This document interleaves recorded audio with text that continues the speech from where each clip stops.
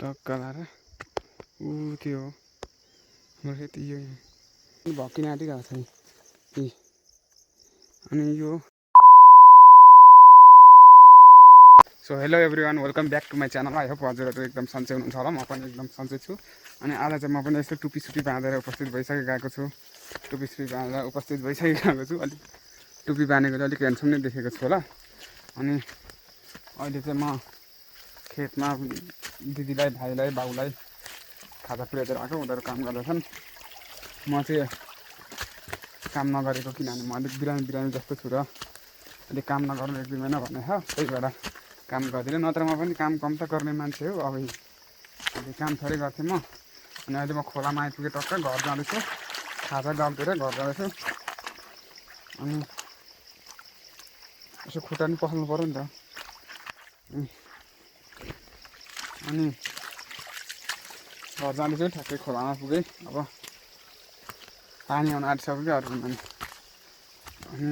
अब घरमा गएर यसो मकैसकै रुङ्ने बाँदर साँदर रुङ्ने त्यस्तै हो। मेरो अरू काम छैन। अरू काम गर्न सकिँदैन। अब अलिअलि बिरामी जस्तो भइरहेको छु नि त। त्यही भएर अनि बिरामी पनि यो मर्नुभन्दा 6 महिना अगाडि सबै बिरामी हुन्छन् भन्थे। तर म त 7 महिना अगाडि भएको छु। मलाई त त्यस्तो केही हुँदैन। अनि बाउ लास्टै भोलिँदैछ। अनि टक्क लाएर म 2-3 दिन पछि भिडियो बनाउँदैछु। 2-3 दिन ग्यापमा भिडियो बनाउँदैछु। अलिक खासै कन्टेन्टै केही छैन त। के कन्टेन्ट बनाउनु त, खासै कन्टेन्ट केही छैन। अनि कन्टेन्ट खोज्दै यताउति मिलाउँदै भिडियो बनाउँदैछु। अहिले चाहिँ म टक्क यता हाम्रो खेत चाहिँ उतै हो। टक्क लाएर ऊ त्यो हाम्रो खेत यो 3जना मान्छे आली काट्दैछ नि। हो त्यही हाम्रो खेत। अनि हाम्रो बुवा यहाँ माथि जोत्दै हुनुहुन्छ है। हाम्रो बुवा कहाँनिर हुनुहुन्छ त्यो दुईवटा कालो गोरु हाम्रो यो बुवा चाहिँ कहाँनिर हुनुहुन्छ भन्दाखेरि उता पल्लोपट्टि हुनुहुन्छ। डेढ देख्दैछ हो त हाम्रो बुवा। अनि त्यही हाम्रो खेत है। हाम्रो खेत मैले त्यहीँ खाजा पुर्याइदिएर आएको। अहिले यस्तो छ भिर उँभो। यता नि यस्तो छ। अनि पानी नपरेर रोपाइ चाहिँ खासै भएको छैन। अलिअलि जोत्दै हुनुहुन्छ बुवाले। पानी नआएर रोपाइ चाहिँ भएको छैन। अब बिस्तारै हुन्छ होला। बिस्तारै हुन्छ होला रोपाइ। अब आफू त यस्तो खासै काम गर्न अब अहिले चाहिँ खतरा गोरु ल्याएको थियो।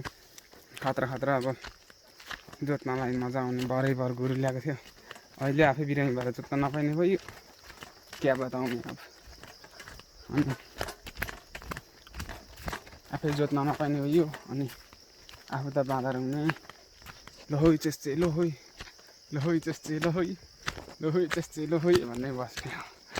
अरू के गर्ने। अनि अरू कामै गर्न सकिँदैन त।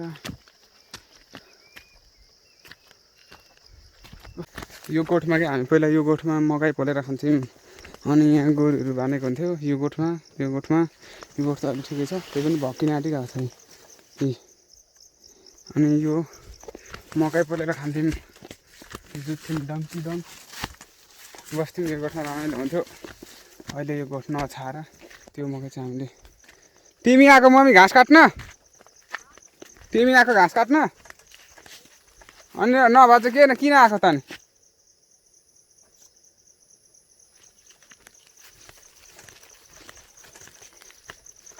अनि अहिले मकै पनि रुङ्न छोडेको त्यहाँनिर। त्यही मकै त हामी छर्छौँ। उनीहरूले त्यो वास्ते गर्दा पनि यति बारी हो। यति बारी हाम्रो ममा घाँस काट्दैन हो। अनि यति बारी हामी छर्छौँ। यति यता त होइन। यतिदेखि यता यति चाहिँ हामी छर्छौँ। अघि उता पारी उतातिर पानी आउँदैथ्यो क्या। उतातिर पानी आउँदैथ्यो। अहिले त आएकै छैन। जेनिसा घरमै छिन्।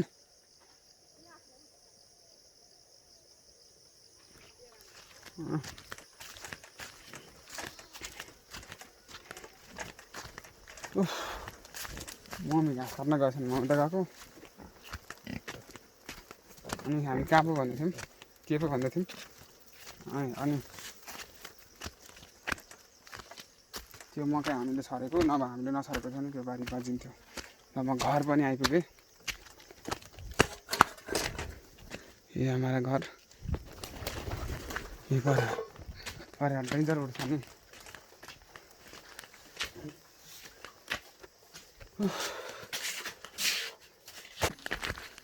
आराम मजाले सुत्यो। हरमान के गर्दैछ नि? अब म बारीतिर हिँडेको फेरि अब बारीमा गएर बस्ने। कुकुर फुकातिर आउनु मम्मी।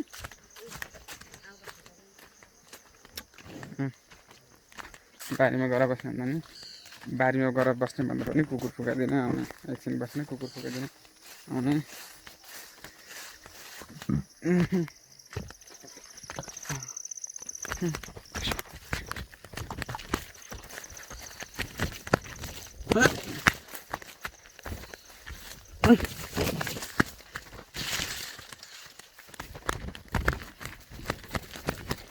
ए हाम्रो कुकुर बसिरहेको छ है।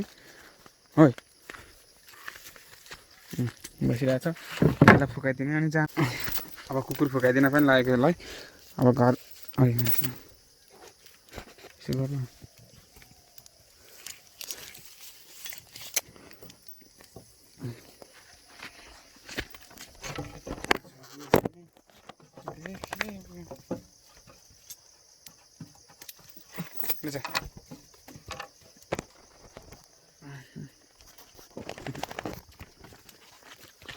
अब घर गएको कुकुर पनि फुकेर ल्याएर यो कुकुर उफ्रेको। ओइ